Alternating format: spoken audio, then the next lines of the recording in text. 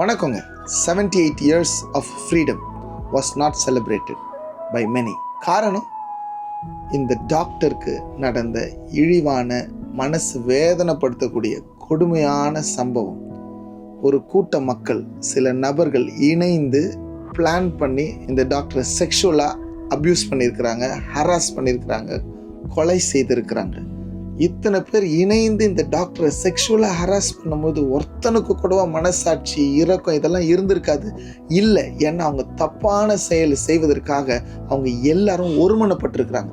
வேதத்தில் ஒரு வசனம் சொல்லுகிறது, 6 காரியங்களை கர்த்தர் அருவருக்கிறார். அதில் 3 காரியங்கள்: தீங்கு செய்ய விரைந்தோடும் கால், குற்றமற்றவர்களுடைய இரத்தத்தை சிந்த தீவிரிக்கும் கை, துர் ஆலோசனையை பிணைக்கும் இருதயம். இது 3த்துலேயுமே இந்த குரூப் ஆஃப் பீப்புள் இருந்திருக்கிறாங்க. அதனால இவர்கள் எல்லாம் இந்த பெண்ணுக்கு மாத்திரம் அகெயின்ஸ்டா செய்யல, கடவுளுக்கே அகெயின்ஸ்டா இவர்கள் குற்றம் செய்திருக்கிறார்கள். கடவுள் நீதி செய்கிறவர்.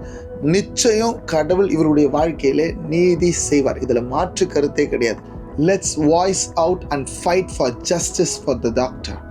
அதே நேரத்தில் இவர்களுடைய நியாயத்துக்காக, நீதிக்காக ஜெபிக்க வேண்டிய கடமை நம்ம ஒவ்வொருவருக்கும் இருக்கிறது. நம்முடைய ஆண்டவருடைய இன்னொரு நாமம் யெகோவா செக்கேனு, நீதி செய்கிற கர்த்தர். அவர் நிச்சயம் இந்த குடும்பத்திற்கு நீதி செய்வார்.